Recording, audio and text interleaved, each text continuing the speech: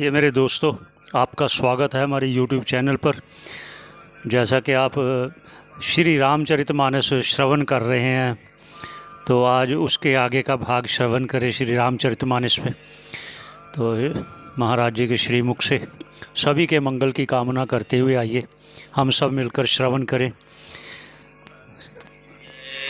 महात्मा तुलसीदास जी की बोलिए, श्री व्यास भगवान की जय, श्री सुखदेव भगवान की जय, श्री वाल्मीकि भगवान की जय, गंगा माता की जय, श्री यमुना महारानी की जय, श्री नर्मदा अम्बा की जय, श्री सरयू मैया की जय, श्री राजराजेश्वरी वृंदावनाधीश्वरी नित्य निकुंजवासिनी राधा रानी की जय, श्री वृंदावन बिहारी लाल की जय।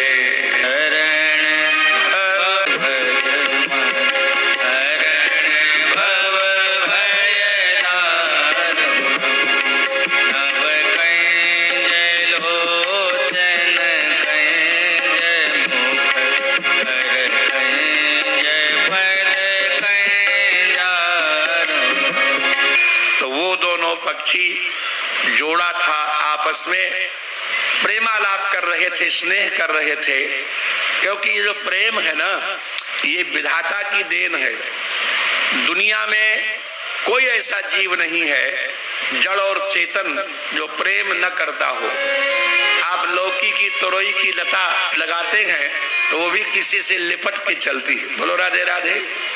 लता वृक्ष से लिपटती है, स्त्री पुरुष से आलिंगन करके चलता है, सर्प सर्पणी, कबूतर कबूतरी, तोता मैना, क्रौंच क्रौंची, हाथी हथनी, माने जितने भी जीव हैं जड़ चेतन, वो सब जोड़े से ही रहते हैं, क्योंकि प्रकृति ऐसी है। स्वयंभू मनु ने जब रचना की तो कैसे की? ब्रह्मा जी ने अपने ही शरीर के दो भाग किए थे। बाएं हिस्से से एक दिव्य नारी प्रकट की, उसका नाम था शतरूपा, और दाहिने अंग से उन्होंने एक पुरुष प्रकट किया, उसका नाम था मनु। अगर आजकल की भाषा में विचार करें तो मनु और शतरूपा जब ब्रह्मा के एक ही अंग से प्रकट हैं तो दोनों परस्पर में कौन हुए? विचार करो।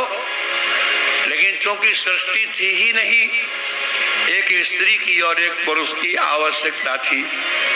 ग्रीक भाषा में एक ग्रंथ है जिसको कहते हैं ओल्ड टेस्टामेंट, शायद आपने नाम सुना होगा। उसके बाद एक न्यू टेस्टामेंट भी बना। तो वो लोग कहते हैं कि यूनानी भाषा संस्कृत से प्राचीन है, ऐसा उनका कथन है। और ओल्ड टेस्टामेंट में मनु और शतरूपा को आदम और हव्वा कहा गया है। तो आदम से जो प्रकट हुआ इसीलिए इसको आदमी कहते हैं। हव्वा उसकी पत्नी का नाम था। आदम और हव्वा वही हमारे यहाँ मनु और शतरूपा है। और मनु से जो प्रकट हुए वो मानव कहलाए, मनु की संतान। मनु जी महाराज जो हैं सबसे प्रथम है। तो ये जितनी भी सृष्टि है ये सब युगल सृष्टि है। इसका नाम है मिथुन सृष्टि। क्या नाम है? मिथुन माने दो से उत्पन्न होने वाली। तो वो जो क्रौंच और क्रौंची जोड़ा था वो तमसा नदी के किनारे जल में विहार कर रहा था। और इतने में एक बहेलिया आया और उसने एक बाण खींच करके मारा तो क्रौंच के लग गया और वो गिर करके तड़पने लगा। तब क्रौंची विलाप करने लगी, रोने लगी। और वाल्मीकि भगवान स्नान करने आए थे। अचानक त्वमगम शाश्वती समा यत् क्रौंच मिथुनादेक मवधि काम मोहितम। हे निषाद, हे बहेलिए, शाश्वती समा सैकड़ों वर्षों तक तुम प्रतिष्ठा मां अगमा, तुम्हें प्रतिष्ठा न मिले, तुम्हें सुख न मिले, तुम्हें शांति न मिले। क्यों? क्रौंच मिथुनात् क्रौंच के जोड़े में एकम अवधि ही तुमने एक का वध कर डाला। और कब वध किया? काम मोहितम, जब वो उस अवस्था में था जब किसी को तंग नहीं करना चाहिए। ये पहली बार कविता निकली।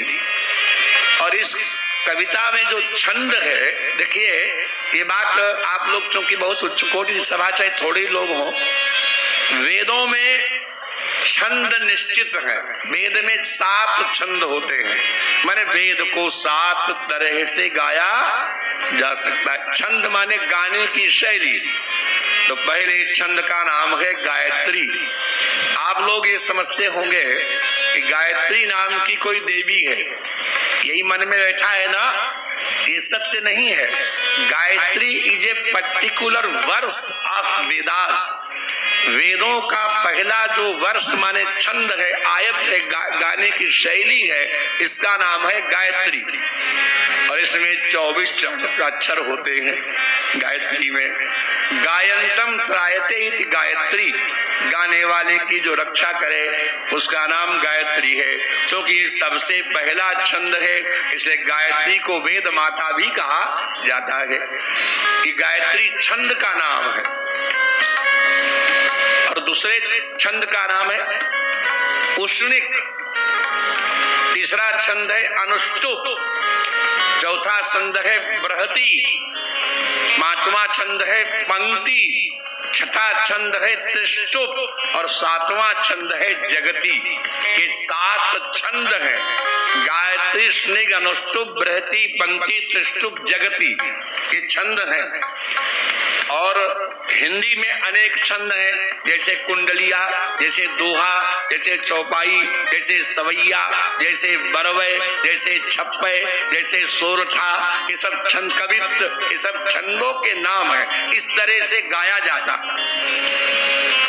इसी तरह से लौकिक संस्कृत में अनंत छंद है, लेकिन पहला जो छंद है उस छंद का नाम है श्लोक। क्या नाम है? हाँ, ये श्लोक छंद है। जैसे नीलांबुज श्यामल कोमलांगम, अब कितने हैं? नीलांबुज श्यामल कोमलांगम। अब इसमें जो है 12 अक्षर हैं, तो ये वंशस्थ छंद है। इस छंद का नाम है वंशस्थ।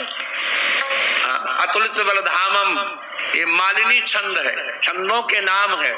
महिम्न पारंते, ये शिखरणी छंद है।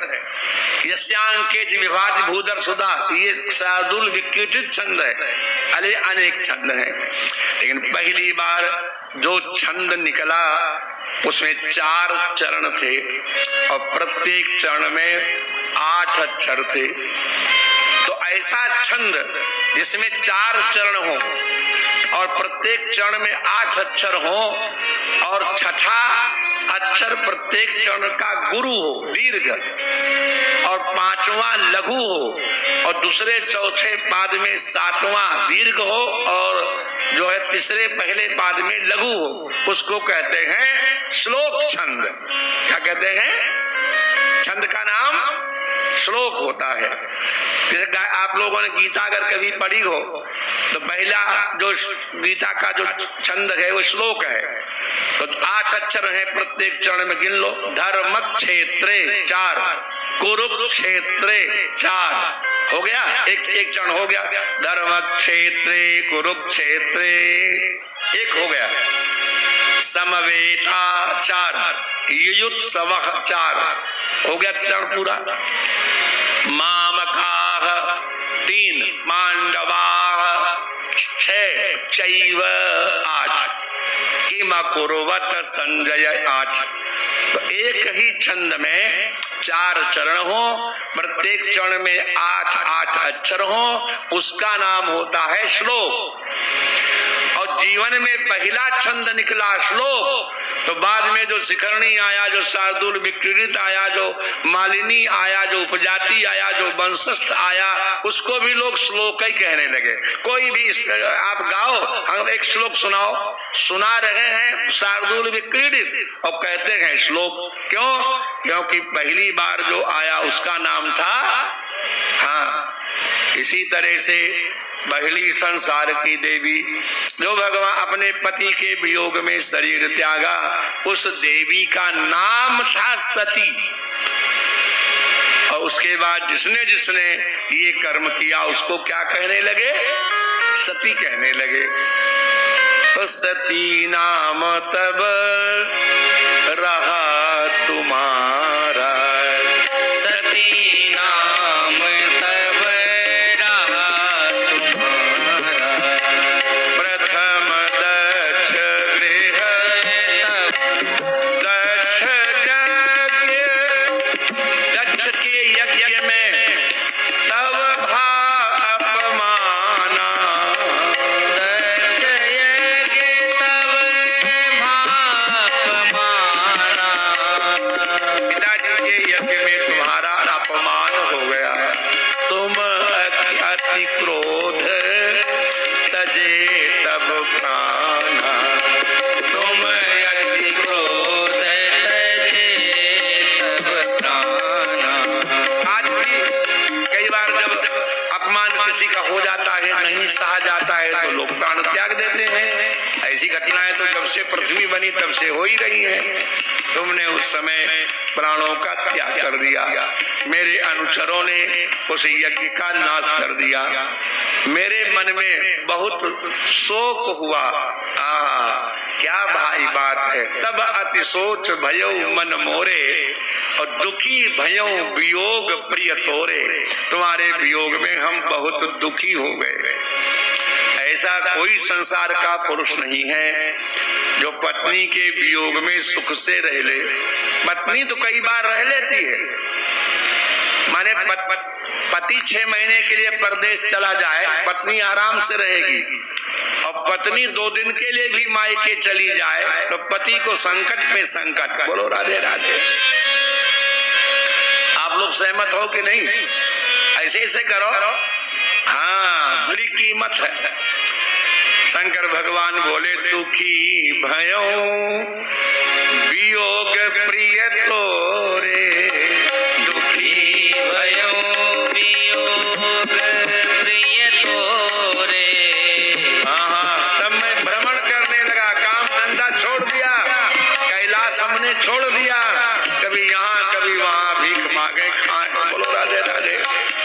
तो एक बार हम चलते चलते उत्तर दिशा की ओर चले गए, तो तुम तो थी नहीं, तो शाम को लौटना तो था नहीं। राधे राधे। अरे कोई प्रतीक्षा करने वाला हो तब न लौटना चाहिए। जब कोई रास्ता ही नहीं देख रहा है तो क्या लौट करोगे। पत्नी एक ऐसी है कि पति देर करता है तो बार बार द्वार पर आती है। अब द्वार पर नहीं आती, अब तो वो इतना बड़ा मोबाइल रहता है। बोलो राधे राधे। वही दबाती रहती है, कहाँ पहुंचे, अच्छा खाना गर्म कर दे, नहीं अभी जाम में फंसे हैं। बोलो राधे राधे। अब तो बहुत बढ़िया साधन हो गया। देखते थे जैसे सबरी मैया राम जी का रास्ता देखती थी। यही तो बात है, जो भगवान का रास्ता ही नहीं देखता उसके यहाँ भगवान क्यों आएंगे। कोई देखता है भगवान का रास्ता? सबरी माता से किसी ने पूछा कि आप रास्ता देखती हो, भगवान आएंगे? बोले हम देखती हैं इसलिए जरूर आएंगे। तो ये प्रश्न कर दिया कि तुम्हारे पास क्या है, तो क्या उत्तर दिया है? प्रेम के विवश मोरे राम हो सबरी के घरवा, प्रेम के विवश मोरे राम हो सबरी के घरवा, प्रेम के विवश मोरे राम हो सबरी के घरवा। लंबे लंबे केस, जटाएं बढ़ गई हैं, झुक करके राम जिस रास्ते से आएंगे उस पे झाड़ू नहीं लगाई जा रही। तो लंबे लंबे केस सबरी डगर बुहारे, लंबे लंबे केस सबरी डगर बुहारे, रही रहिया आई है मोरे राम हो सबरी के घरवा, यही रहिया है मोरे राम हो सबरी के घरवा। प्रेम के विवश